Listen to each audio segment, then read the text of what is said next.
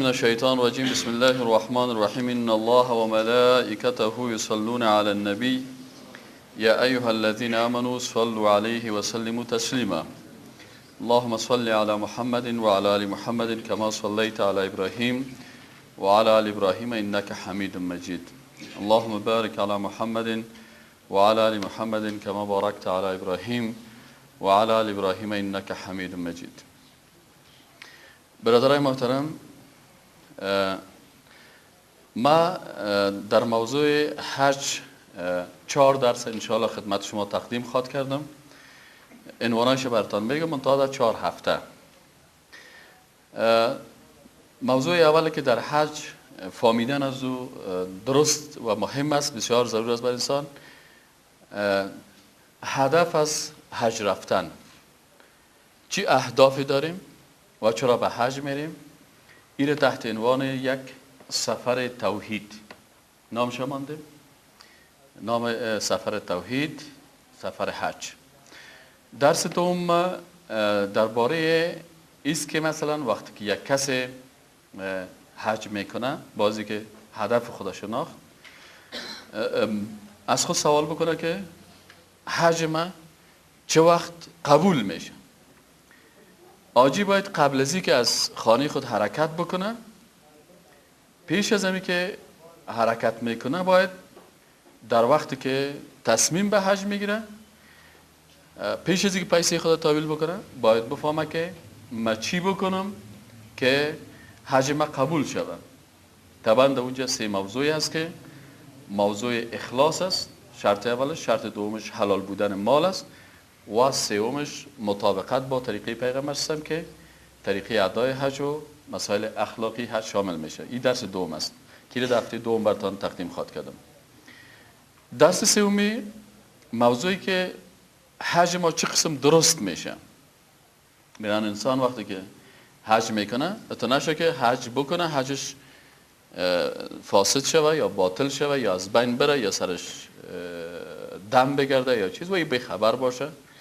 بناهن در این درس سوم ما دانستن احکام حج مثل فرایض حج، واجبات حج، سنتهاش، مستحبات، مباحات، حرامها، مکروهات، ممنوعات، ایره درس سومی خواد داشتیم. و درس چهارمی که در حج خواد داشتیم فتاوایی که علمای اسلام در مورد حج دارن که بعضی کسا سوالات کردن، علما فتوا دادن که کدام مسائل است و هر سوالی که داشتن جوابایش گفتن. این درس چهارمی خواد بود که من باز خدمت شما تقدیم خواد کردم. درس امروز ما و شما حج سفر توحید. بسم الله الرحمن الرحیم. الحمدلله و صلاة و سلام علی رسول الله صلی الله علیه و سلم. وقتی اگه انسان تصمیم میگیره که به حج بره، من میخوایم به حج برم، چرا به حج میرم؟ چی دستاوردهایی در حج باید داشته باشم؟ هر مسلمان هر عملی که میکنه او عمل از او باید تطبیق عملی لا اله الا الله باشه. نیست هیچ کسی قابل عبادت، هیچ ملائکه، هیچ پیامبر، هیچ دوست خدا، هیچ دشمن خدا، هیچ کسی شایسته و لیاقت عبادت نداره الا الله بغیر الله جل جلاله. بناهن ما میخوایم که مفهوم لا اله الا الله را به شکل عملیش در زندگی خود تطبیق بکنیم. این حال وقت حج میریم باید حاجی در نظر خود داشته باشه که من لا اله الا الله را عملا تطبیق میکنم. چه قسم تطبیق میکنم؟ اول چیز که مثلا وقتی ما از منزل خود میبرایم به چی نیت میبرایم؟ من میخوایم به جاهایی برم که اساسگزارای توحید در اونجا زندگی کردن، پیغمبر اونجا زندگی کردن، ابراهیم علیه السلام، خانه کعبه، تمام چیزهایی را که در اونجا میبینه کلش اساسات توحید بر از اون نشان میده. بناهن من یک سفر دارم با ابراهیم علیه السلام. مثل که انسان در یک فیلم کار میکنه، من در نقش ابراهیم کار میکنم، در نقش اسماعیل، حاجی باید این نقش ها رو در ذهن خود داشته باشه. در نقش رسول خدا، در نقش خانم حضرت ابراهیم علیه السلام، نقشای موحدین. بناهن سفر ما سفر توحید است، حرکات ما حرکات یک موحد است. بناهن از خانه خود میبرایم، سفری دارم که نهایتش برای من قیامت نشان میده، روز آخرت نشان میده. بناهن من حاجی لباس های دنیا را میکشم، لباس فخر و غرور را میکشم، حتی لباس دختگی را نمیپوشم. چرا؟ نشه که در تکیه که ما اختیار کردیم در نوعیت و ستایل لباس ما استایل از این لوکس جور بکنم نسبت به حاجی دیگر، پس باید لباس من نادخته باشه. نشه که من لنگی بسیار لوکس رو در سر بکنم و بین از او چرمه ها و رنگارنگ و لنگی ابریشمی باشه. در تو دادن لنگی شاید یگانه که خوب سلیقه داره بسیار خوب لنگی میزنه، پادشاه ها واره. یگانه که یک بغله میزنه شی قسمی لنگی میمونه. نه کلاه تاموسو کو، پکول تاموسو کو، لنگی تاموسو کو، کلش اوسو کو، تا ای که تو بتانی منیسی یک موحد. هدف توحید چیست؟ که کلگی باید یک قسم باشه. اروپایی، امریکایی، افریقایی، آسیایی، سیاه‌پوست، سفیدپوست، ریش سفید، جوان، کلگی با یک چهره و با یک ساختمان، کلگی با یک شکل. تغییر ظاهر بسیاری کسایی که میگن ولی ظاهر قلب ما پاک است. ما وقتی که قلبم پاک بود دلم هر قسم لباس پوشیدم و هر قسم گشتم و بعضی خانم ها میگه که اگر من سرم لوچ کردم و یخن لوچ کردم قلب ما پاک است. نه در اسلام اگر قلبت پاک است باید آثار پاکی قلب تو در لباس تو دیده شود. قلب رقاصه تقاضای لباس رقاصه را میکنن. قلبی که با اندوها علاقه داره حتما لباس اندو را میپوشه. جوانی که بچه فیلم هندی خوش داره روی خدا نمیخواد رویش مثل روی پیغمبر باشه، ریش خدا چپه تراش میکنه به خاطر ازی که بچه فیلم چپه تراش میکنه، موی خدا سر چپه میمونه به خاطر ازی خاطر او محبت من تشبه بقوم فهو منهم. کسی که مشابه خدا میسازه. امروز آج چی میکنم؟ خدا با کی مشابه میسازه؟ با مرده ها، با کسانی که هیچ راهی ندارن.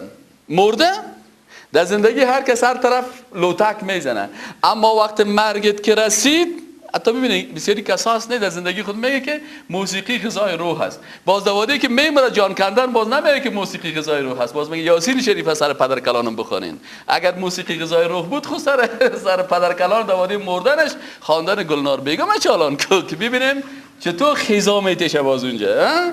در اونجا خب باز در وقت مرگ هر کس موحد میشه. حتی فرعون وقتی که دید کل همه چیز دید گفت که آمنت بما آمنت بهی بنو اسرائیل. از این خاطر حاجی سفرش در این قسمت سفر چی هست؟ سفر توحید است. لباس افتخار، لباس ساختگی، سر لنگی، کلاه، کلش اوسو میکنه، بوتار اوسو میکنه، یک چبلقه که بسیار عادی، یک تکره در سر شانه خود، یک تکی دیگر عورت خود پوت میکنه. از این خاطر آماده میشه که الهی من از لباس، از افتخارات، از ساختمانی که خیاطا چه قسم لباس جور میکنن، از کل از این چیزا خود خلاص کردم، فقط مثل یک مرده وار الهی در این سفر حرکت میکنم. سفر است به سوی آخرت، سفر است به طرف الله.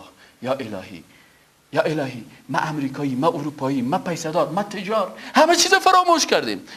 فقط لباسم مثل لباس روز قیامت است که در روز قیامت هیچ تفاوت نیست، کلگی یک قسم است. از این خاطر حاجی باید امروز تمثیل قیامت بکنه و اینجا خدا موحد حقیقی قرار بده. لبیک اللهم لبیک، لبیک لا شریک لک لبیک، ان الحمد والنعمة لك الملك لا شریک لک، لبیک اللهم لبیک، لبیک لا شریک لک لبیک، ان الحمد والنعمة لك الملك لا شریک لک.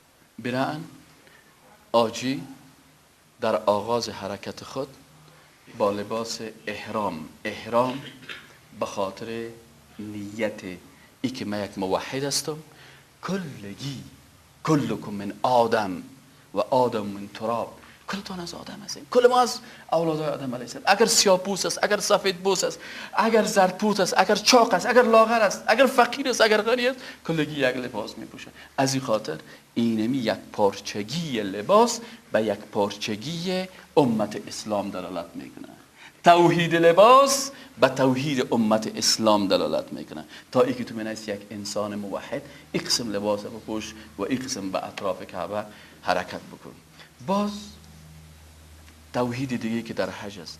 بسیاری کسایی که در دیگه کارها مصروف هستن، بسیاری وقتا بعضی هم میگه یا پیر یا فلانی یا بابا دولکی بابا یا فلانی، اما حاجی صاحب یک موحد واقعی است، هیچ نام کسی رو نمیگیره، فقط میگه لبیک اللهم لبیک لبیک لا شریک لک لبیک ان الحمد و النعمت لک و الملک لا شریک لک. از آغاز حج تا انجام حج کلش لبیک است.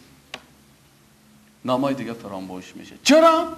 دیگه نامهایی که توحید خط خور میکنه. نامهای دیگه که گرفت چی شده؟ در توحیدش یگان خطکای سیاه، یگان چلیپا سرش آمده که تو موحد نیستی. اینجا آجی هست که ایاک نعبد و ایاک نستعین در الفاظ خود. ببین لباس بازو در زبان. حاجی حق نداره که بگه یا محمد بر من بچه بده، یا محمد بر من چه، یا پیر بر من فلانی بگه، یا شیخ بر من فلانی بگه. حاجی که در هر جای است، در هر مملکت است، در هر مذهب است، در هر مسلک است، فقط اینجا گپ توحید میگه لبیک لا شریک لک لبیک لبیک اللهم لبیک، با تلبیه، با لبیک، در بالا شدن در موتر، در بالا شدن در طیاره، در نشستن، در پایین شدن، در هر لحظات که است فقط در زبانش نام الله هست، نام کسی دیگه نیست.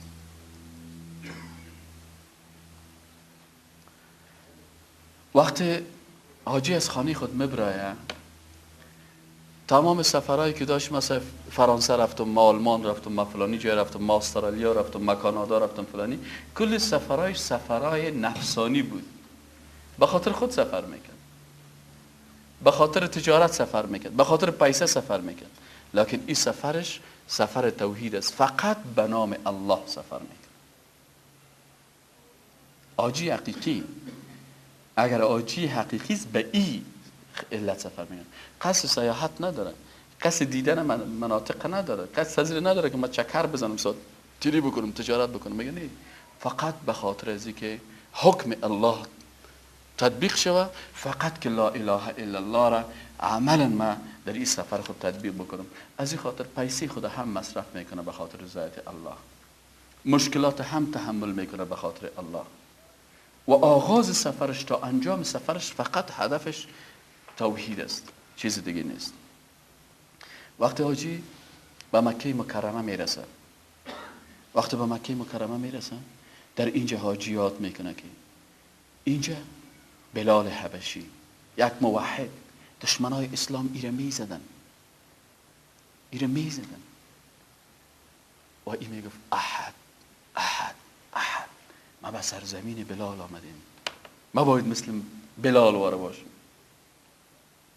او آجی که یک کسی برش یک کلمه گپ میزنه یا یک باش تکر میکنه یا یک دکه میخوره و او غال مغال میکنه و جدال و غال مغال و جنگ و دعوا میکنه، او بلال نشناخته، او حاجی حقیقی نیست، او حرمت بلاد الحرام نشناخته که این کجا هست. از او خاطر او بیچاره مشکلش اینمی است که نمیفهمه. اما حاجی حقیقی که واقعا منزلت از اونجا میفهمه، سفر داره، خدا مثل بلال حبشی فکر میکنه، مثل سلمان فارسی فکر میکنه، مثل صهیب رومی خدا فکر میکنه، مثل دیگه اصحاب کرام خدا فکر میکردن، خون خدا به خاطر اسلام دادن. از این خاطر با قدم ماندن در اونجا احترام از اونجا را مثل که یک موحد با تو جای احترام میکنه، با بسیار احترام، با بسیار اخلاق، با بسیار روش خوب. هر لحظه به یادش میاد چهره ها، صورت ها، شخصیت ها، موحدین، یکتا پرستا به خاطر دین اسلام چی کردن، خون خدا چه قسم ریختاندن. همه از اینا را با مجرد رسیدن به مکه مکرمه به یاد میره. و وقتی که به کعبه شریف داخل میشن و طواف میکنن، اینجا میبینه که سبحان الله، امروز ملل متحدی که اسلام 14 قرن پیش تشکیل داد، این ملل متحد با این ملل متحد امروزی که اکثریت جنایتکارا و دشمنا هستن، حقی ویتو را به 5 کشور قرار دادن، کلگی قتل میکنن به نام قانون. اما اینجا میبینه که اصل مساوات در اطراف کعبه هست. این طرفت میری امریکایی، این طرفت میری اروپایی، این طرفت افریقایی، این طرف چینایی، این طرف افغانی، این طرف پاکستانی، کلگی مساویانه، زن مرد کلگی طواف میکنن و هیچ کس را نمیگه که تو اول باید فلانی، نه هر کس که کلگی با هم برادر، لباسشان یکی، حرکتشان یکی، شعارشان یکی، کلگی یعنی یک شعار داره و کلشان به خاطر توحید آمدن. لبیک اللهم لبیک لا شریک لک لبیک ان الحمد و النعمت لک و الملک لا شریک لک. در اینجا به یاد میره لحظاتی در مقابل بیت الله شریف میشینه و اذ یرفع ابراهیم قواعد من البیت اسماعیل ربنا تقبل منا. کل چی یاد میره برای خود. ابراهیم چرا شیخ الموحدین شد؟ چرا؟ به خاطر از اینکه ابراهیم در سن پیری اولاد نداشت. الهی بر ما فرزند بدی. ولی وقتی که دعایش قبول میشه، حال فرزندش نیمچه جوان است، هنوز ریش و برود نکشیده، با دیدن چهره از او احساس خوشی میکنن. در اینجا دو محبت پیش میاد، محبت توحید و محبت اولاد. الله جل جلاله در امتحان خود قرارش میده که یا ابراهیم، بله یا رب، امی فرزند دلبندت به خاطر من قربانی کن. یالا ابراهیم، یا الله در سن پیری اولاد پیدا کردم، یک طفل دارم، یک فرزندم و این حاله که برای بسیار شیرین است، حالا ما بخیزم این فرزند بخدا این قربانی بکنم. حکم خداوند است. اینجا آزمایش است. آیا در قلب تو محبت الله بیشتر است، محبت توحید بیشتر است، و یا محبت فرزند؟ ابراهیم آماده میشه میگه نه، محبت الله بیشتر است. می برای بچه خود میگه یا بنیه اینی ارا فی المنام انی اذبحک. ما در خواب دیدیم، حکم خداوند است، وحی است. ما باید تو را ذبح بکنم، ما باید به خاطر رضایت الله از اولاد خود تیر شوم. امروز بسیاری کسا را بگی که به خاطر رضایت الله 4 رکعت نماز فرض داد 4 دقیقه بخوان. کسی تقال مقال میکنه که شما نماز موده نآوردید. ما در کل زندگی خود 85 سال 29 رکعت تراویح را در نیم ساعت خواندیم. حالا تو آمدی برای ما 4 رکعت فرض دیگر، یک روز این مسجد من 4 رکعت نماز فرض دیگر در 4 دقیقه نماز دادم. خیلی سنگ 85 سال ما نماز خواندیم. این نماز از کجا آمده؟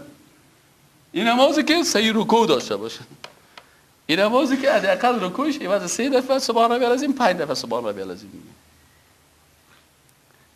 او آماده میشه، او ریش سفید ابراهیم آماده میشه که اولاد خود به خاطر رضایت الله جل جلاله قربان بکنن، و این ریش سفید آماده نمیشه که 4 رکعت نماز به طریقه پیغمبر بخونه.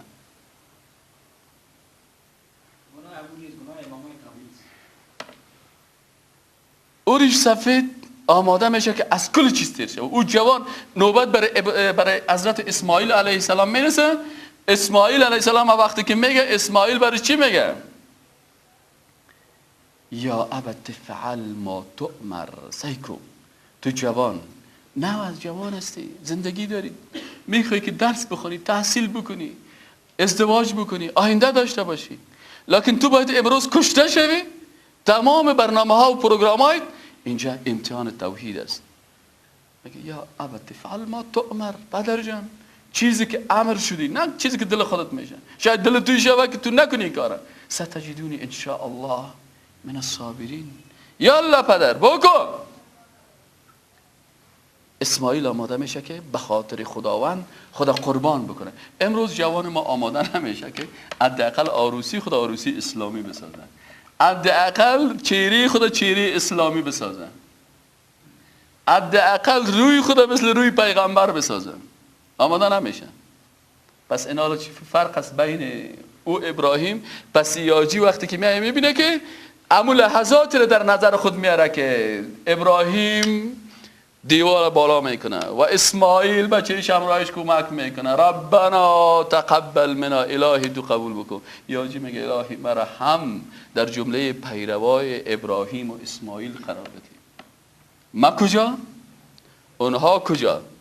ما چی میکنم؟ اونها چی میکردن؟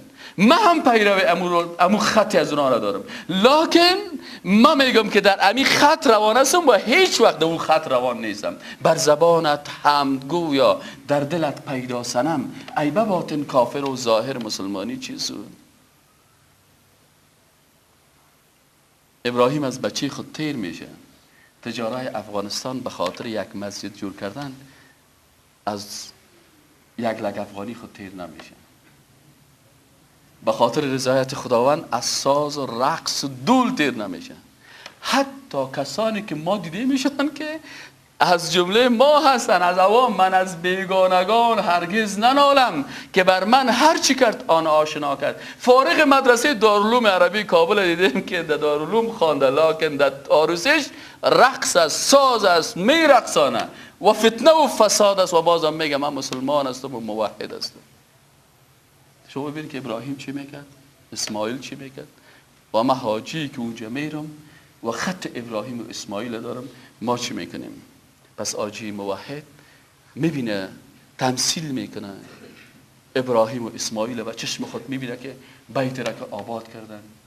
الهی اونا دعایشان قبول شد، گفتن الهی این منطقه را کلش سیر و معمور بگردان. بهترین رزق است در اونجا، بهترین هتل‌های لوکس در اونجا است، غذاهای لوکس، میوه‌های لوکس، آب لوکس.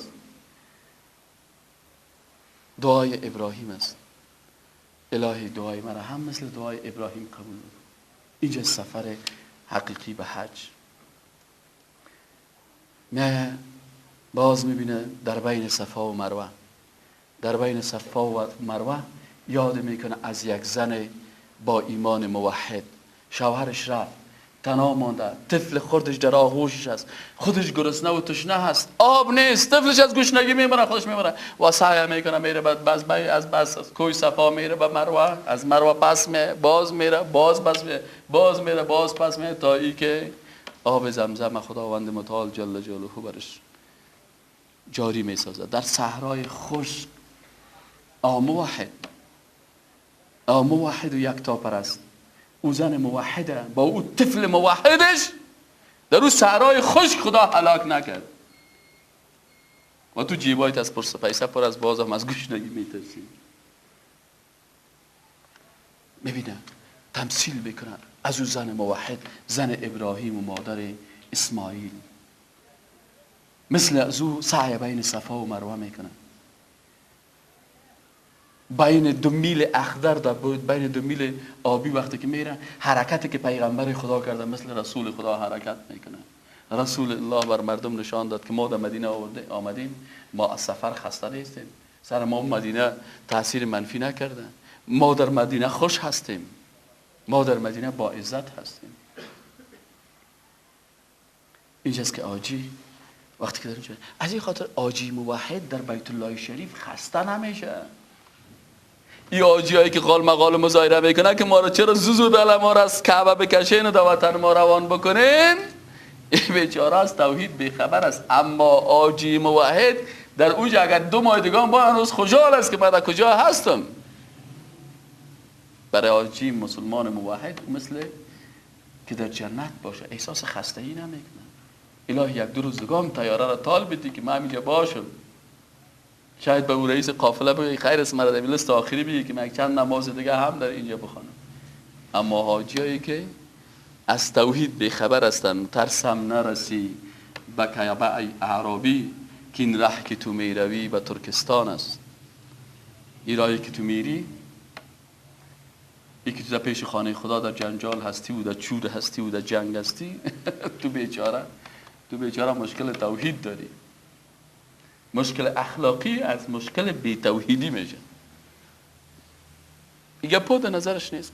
رفت چی ولی رفتیم سر یک چرخک زدیم و در واده طواف و میگن تا قصه میکنم فکایی میگن.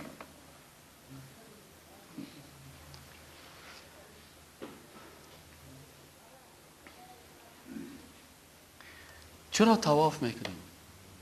به خاطر بعضی از انسانهای مخلوق پرست گرد بتها طواف میکنیم. مجسمه ها را معبود خود قرار دادن، در گرد مجسمه ها طواف میکنن. بعضی کسای بت پرست ها در گرد قبرها طواف میکنن، گرد قبرها میگردن، طواف کرده میرن. بعضی ها یگان سوتچوب در میدان و استاد میکنن و گرد از او طواف میکنن. ولی یک انسان موحد فقط من طواف بیت الله را میکنم. چین این خانه را من میفهم سنگ است و چیز است، من برای خانه سجده نمیکنم، لکن چون رسول خدا در اینجا طواف کرده و خداوند متعال برای از این خانه عزت داده، این را برای خود نسبت داده، نسبت تشریفی. خداوند به خانه نیاز نداره، نسبت تشریفی. چون خداوند او را عزت داده، خداوند گفته که به این خانه مست خلاص به این طواف کنید. به خاطر رضایت الله این کارو میکنم. اما به خانه کسی دیگه، به قبر کسی دیگه، به مجسمه کسی دیگه، به دیگه چیز دیگه ما طواف نمیکنم. از اینجا این انسان موحد واقعی است. اما کسای دیگه که خدا موحد میگیرن در پالویزی که گرد یگان قبران یگان طوافک خدا میکنن. بعد از وقتی که در مقابل حجر الاسود میرسن، در مقابل حجر الاسود اونمو سخنان حضرت عمر رضی الله تعالی عنه رو به یاد می داشته باشه که حضرت عمر در مقابل حجر الاسود استاد شد و برش گفت که ای سنگ سیاه، من میفهم تو یک سنگ سیاه هستی، نه بر من نفع رسانده میتونی و نه بر من ضرر رسانده میتونی. چون النافع و الضار دو صفت از اسماء الله الحسنا، دو صفت الله هست. اوست که نفع میرسانه، اوست که ضرر میرسانه. کسی دیگه نمیتونه بر من نفع و ضرر برسانه. کسی نمیتونه بر صحت و شفا بده و کسی هم مرا مریض بسازه. آن که النافع و الضار است الله جل جلاله است. از این خاطر من برای تو را بوسه میکنم، بوسه میکنم به خاطر که پیغمبر تو را بوسیده. اما میفهم که تو بر من ضرر و نفع رسانده نمیتونی، بر من ضرر و نفع رسانده نمیتونی. از این خاطر باز هم با دیدن به حجر الاسود در توحید و در عقیده توحید خود قوت بیشتر میابه، زیرا سخنان حضرت عمر رضی الله تعالی عنه رو باید داره. وقتی قربانی میکنه باز هم قربانیش فقط به خاطر توحید است، به خاطر رضایت الله جل جلاله است. چون بسیاری کسایی در جاهای یافت میشن که با وجود از اینکه خدا موحد میگیره لکن خدا از توحید میکشن، به نام فلانی شخص، به نام فلانی زیارت، به نام فلانی قبر، به خاطر زیر پای حاجی صاحب. زیر پای حاجی هم یگان تا حاجی که از توحید آمده، حاجی که رفتن شیردل رفتن و پردل آمده، حاجی که رفته اونجا قربانی کردن و در نیتش چی است که یک انسان موحد بغیر ذات الله جل جلاله به هیچ کس دیگه قربانی نمیکنه، به نام هیچ کس قربانی نمیکنه، نام هیچ کس را نمیگیره سر و حیوان کوره برای قربانی تخصیص. الله اکبر میگه و به نام الله میگه و قربانیش به خاطر رضایت الله هست. وقتی که اونجا قربانی کرد این هدف در ذهنش آمد، اگر یک کس آمد که آیسا مزیر پای تو گوسفند دلال میکنم بگه برادر این کار شرک است، مرا با خدا شریک نساز، ما به خاطر قبر محمد صلی الله علیه و سلم قربانی نکردیم، جنت البقیع رفتم زیر قبر صحابه ما قربانی نکردم به نام فلان و فلان و به نام فلان صحابی، به زیر قبر پیغمبر ما گوسفند نبردم، من فقط قربانی خدا به خاطر رضایت الله جل جلاله، در جایی که الله تعیین کرده که اینجا ما باید قربانی بکنیم دموجه قربانی کردم و فقط الله اکبر میگفتم. و تو چطور در مقابل پای من گوسفند یا بز یا گوه قربانی میکنی؟ این حاجی موحد با توحید آمده، با پشتواره حج آمده. حاجی های موحد وقتی که پس میاین به امرایشان توفه توحید کت خود میارن. وقتی که کتش بشینی به یاد الله تعالی میته که من رفتم در کعبه این تو چیز بود، گریه میکنه، ناله میکنه. این فرق است بین حاجی موحد و حاجی که توحید درک نکرده. از این خاطر ای به عوضی که با تقوا بگردن کتش بشین والا بسیار مانده شده، خدا نبریده. بسیار تکلیف بود. یک پیشش رفتیم دلمان ازش رفت سیاه کرد. گفتم بیرانی راه قضایی سر کردی قصایی کل قصهش. طبعا در اسلام که است هر عبادت یک تکلیف است و تکلیف برای تشریف است. در نماز خواندن تکلیف است. مسلمانی که مطابق طریقه پیغمبر صلی رکوع درست میکنه، سجده درست میکنه، استاد میشه، 4 رکعت نماز فرض خود در 15 دقیقه میکنه، تکلیف میبینه دیگه. این تکلیف خود طبعا بر از عزت میده. اگر نه که نماز به تکلیف خواندی خب باز عزت نداره براتون. مسلمان مثلا در سردی وضو میکنه، آب یخ بندان است، وضو میکنه، تکلیف میبینه. در روزه تکلیف است. در زکات دادن پیسه را میتی، بچه سختی پیدا کردی، یک دفعه 1 لک روپیه زکات میکشی، تکلیف است. در حج تکلیف است، در جهاد تکلیف است، خون ریختاندن است، کل چیز داری، کلش تکلیف است. این کل هر تکلیف بر تشریف است که تو شرف و عزت پیش خداوند حاصل بکنی. پس در حج رفتن خود طبعا یک طواف کردن بسیار تکلیف داره، گشتن است، سختی است، گرمی است، چیز، اما به خاطر رضایت الله جل جلاله تمام تکلیفا بر انسان لذت میشه.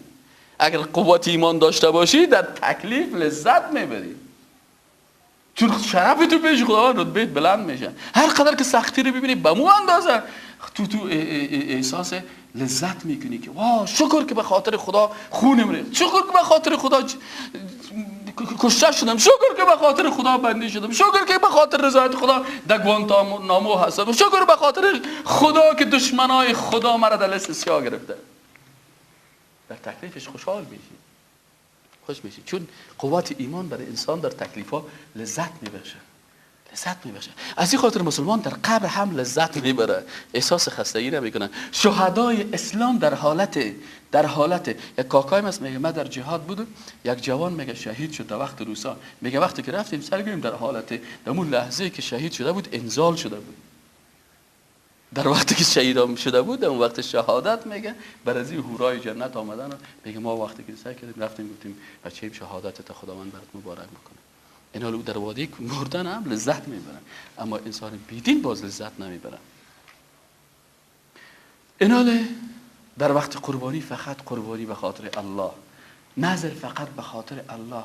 اینجا لا اله الا الله را تمثیل میکنن. سفر لا اله الا الله است، سفر توحید است. قربانیش به خاطر الله است، نظرش به خاطر الله است. آجی که موحد حقیقی است به نام کسی دیگه نظر نمیکنه، به نام فلانی خان فلانی خان، قربانی به نام کسی دیگه نمیکنه، فقط به نام الله میکنه. از این خاطر این سفر است که انسان درس توحید میده. ای کاش ما مردم این سفر را میشناختیم، میفهمیدیم، لذت میبردیم، از حج رفتن لذت میبردیم. و بالاخره وقتی که به مدینه منوره میره، اصلا حاجی مسلمان به نیت رفتن زیارت قبر پیغمبر نمیره. چرا؟ در حدیث شریف است که شما حق دارین که سفر بکنین به 3 مسجد، مسجد الحرام است، مسجد نبوی است و مسجد اقصی است. در این 3 مسجد اگر انسان پیسه خود مصرف کنه، اما به زیارت رفتن و پیسه مصرف کردن و بسیاری کسایی که به مزار شریف میرن، این پیسه را که مصرف میکنه پیسهش حرام است، ناروا است. حاجی با ایمان و موحد میره که من 40 نماز خود در کجا بخوانم؟ در مسجد رسول الله صلی الله علیه و سلم نمازهای خود بخوانم. در پالیزی که در نیتش رفتن به مسجد است، باز اونجا به زیارت رسول کریم صلی الله علیه و سلم هم میره. وقتی که پیش زیارت رسول الله صلی الله علیه و سلم رفت، میفهمه کسایی که میگه که نه پیغمبر نمرده. بعض علما میگه که هر کس گفت که پیغمبر نمرده کافر میشه. چرا؟ خداوند میگه که انک میتون، خداوند میگه کل نفس هالک الا وجهه. خدا میگه بله، الله میگه که بله تو پیغمبر میمونی، خلاص پیغمبر مرد، شهید مرد، اما وقتی که زنده هست عند ربهم یرزقون، در عالم دیگه زنده هستن که اونجا رزق میگیرن، اما به حساب حالت ماکس مرده. وقتی که سر قبر پیغمبر میره که این رسول خداوند بود، ای دل تو را ندای مرگ هم شنیده نیست، صبح اجل ز مطلع عمرت دمیده نیست، بر تخت ناز و بالش ابریشمین مناز، زیرا که از این جهان تو به کلی بریده نیست. ای دل مکن گناه که به تحقیق مردن است، اعمال نیک کن که قیامت رسیده نیست، چون حضرت رسول خدا در جهان نمان. قبر پیغمبر میبینه چون حضرت رسول خدا در جهان نمان، کس را چه اعتماد بنابود بوده نیست، چون کل نفس ذائقة الموت حکم شد. این حکم سر پیغمبرم شد، اون در قبرش است. چون کل نفس ذائقة الموت حکم شد، میدان یقین که شربت مرگت چشیده نیست. سعدی در این قفس که توان داشت مرغ را، روز قفس شکسته و مرغش پریده نیست.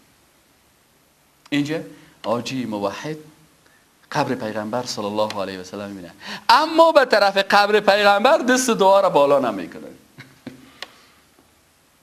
حاجی موحد روش به طرف قبر پیغمبر بالا نمیشه، روی خود طرف قبله در بیت به خاطر ازی که حاجی میفهمه که الله گفته که ادعونی، با من دعا بکنید، استجب لکم، من اجابت میکنم. و رسول خدا امی کلام آورده بر ما نقل دادن، جبرائیل امی کلام آورده، این قرآن از جای دیگر نمیده، خود رسول خدا گفته که الله میگه که ادعونی استجب لکم، او امت من به الله دعا کنین و الله اجابت میکنن، برای ما دعا نکنین. قل انما انا بشر مثلکم، من مثل شما ور انسان هستم، مخلوق هستم. زیاد توصیف و مدح مرا نکنین. بسیاری کسا که میرن، ما یک وقت رفتیم در مدینه منوره، یک کسی که سر پیش قبر پیغمبر، یا نبی سلام علیک، یک نفر میگه فیچی خیلی گیر انداختی پیش قبر پیغمبر صلی الله علیه و سلم، لا ترفعوا اصواتکم، یا ایها الذین آمنوا لا ترفعوا اصواتکم، لا ترفعوا فوق صوت النبی. جا پیش قبر پیغمبر صلی الله علیه و سلم میگه اللهم صل علی محمد، سلام بده، بگه السلام علیک یا رسول الله، سلام بده بر حضرت ابوبکر صدیق، سلام بده بر از. وقتی که دعا میکردی روی تو به طرف قبله بگو یا الله، یا الله رسولت وفات کرد، یا الله ما را امت ازی داشته باشه، یا الله ما میخوایم مثل رسول الله صلی الله علیه و آله باشیم، زندگی بکنیم، یا ما از قرار در پیش قبر قسم میکنه میگن یا نبی سلام. یک دفعه وجو خو مردمای چیز خیز کرد سیلیده می دانش داد که به تربیه به حیا این است که پیدا کرده که یا نبی سلام علیک و آمد اینجا برای ما تنبور یا تو حق تا میگن، یعنی که تنبور خدا من در مونتا همون دو سگ خدا چیز میگه لا اله الا الله محمد رسول الله. بیادبی حتی در پیش قبر پیغمبر. از این خاطر انسان موحد بفهمه که پیغمبر رسول خدا بود، فرستاده خدا بود، پیغمبر این وفات کرده، ما آمدیم، پیغمبر گفت لا تجعل قبری، اللهم لا تجعل قبری وثنا، خدای قبر مرا بت نگردانید. ما از گرد قبر پیغمبر طواف نمیکنیم، طواف فقط در بیت الله شریف است. ما مثل بت پرستا و کارهایی که بت پرستا میکنن و محفل میگیرن نیست، بین قبری و بین چیز روضة من ریاض الجنه. از این خاطر انسان موحد در اونجا میره، فقط جایی که جای نماز و عبادت و توحید است در اونجا حرکت میکنه، نه که بریم ما حرکت های منفی و غلط در مقابل قبر پیغمبر صلی الله علیه و سلم میکنیم. خب این حاله وقتی که اونجا رفت، بعد از اونجا خلاص شد، از اونجا که خلاص شد چی میکنه؟ میره به جنت البقیع. در جنت البقیع اونجا قبر صحابه کرام هستن، کسانی که موحد بودن، یکتاپرست بودن، خون خدا به خاطر اسلام ریختاندن، زندگی خدا وقف توحید کرده بودن. بنابراین این انسان موحد اونجا میره در پیش قبر پیغمبر صلی الله علیه و سلم، در پیش قبر از اونا در جنت البقیع میره و قبرهای از اونا را میبینه و روضه های از اونا را میبینه و میبینه که قبرهای صحابه کرام بسیار خاکسار است. اینا بزرگترین موحدین بودن. چرا سر قبرهای از اینا چیزهای تعمیرهای لوکس باید جور میشد و آیا مردم پیسه ندارن؟ قبرهای شرابت عادی اونموجه هستن، قبر فلان قبر فلان میرسه، قبر حضرت حمزه را سیل میکنی، اینجا قبر ازواج مطهرات سیل میکنی، قبر کسایی که تاریخ بشریت تغییر دادن. اینا هستن که کل از اینا اینجا هستن که تا آخر. مثلا ما امروز بسیاری کسا فکر میکنن که والا برادر عزیز رفتن به مدینه منوره، اگر کس در حج حتی به مدینه منوره نره حجش قبول میشه. جز فرایض و واجبات نیست کس حتما به مدینه منوره بره. بعضی کسا تو اعتقاد غلط و باطل دارن، متاسفانه در افغانستانی است که فکر میکنه که ولا رفتن به قبر پیغمبر و رفتن به جنت البقیع و قبرهای صحابه را دیدن یا هم جز حج است. میگه ولا حج ما یک کارکش مانده، باز که از حج آمد یک تکت دیگه به مزار شریف میگیره، میگه ما برم قبر حضرت علی که حجم پوره شود. و این یک نوع شرک است، یک نوع بی ایمانی است، یک نوع بی دینی هست و این جز عقیده مسلمان ها نیست. بنابراین حاجی مسلمان وقتی که اونجا نماز خوان و وقتی که در این قبرها رفت، این قبرها را وقتی که میبینن از این قبرها چیز تقاضا نمیکنن. نمیگه که بی بی خدیجه برای من بچه یا دختر بده، یا فلانی برای من دختر و بچه بده، یا حمزه تو برای من فلانی بده. به خاطر از این میفهمه که اینا کلشان انسان‌های مثل ما بودن.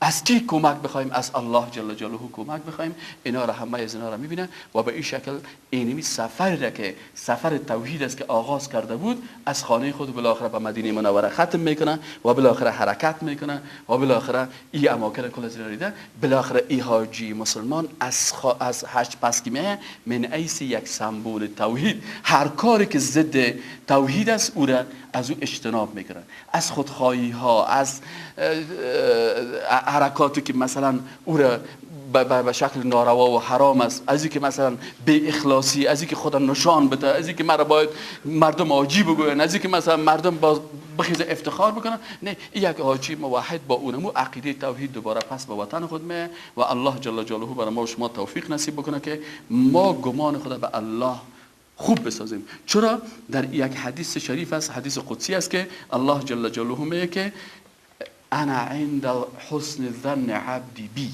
من مطابق به گمان نیک بنده خود بر از او پاداش میدم. فمن ظن بی خیرا کان له، کسی که به من گمان نیک بکنه خلاص برش مطابق گمانش، و من ظن بی شر کان له، اگر گمان بد کرد مطابق اون برش پاداش داشته میشه. بنابراین یک انسان، یک حاجی مسلمان کوشش میکنه که از طواف کردن و حرکت کردن و چیزهایی که به گرد درختها و گرد بتها و گرد قبرها و گرد چیزها کارهایی که میکنن از کل از دوری کنه، فقط طواف خود به گرد خانه کعبه شریفه میکنن.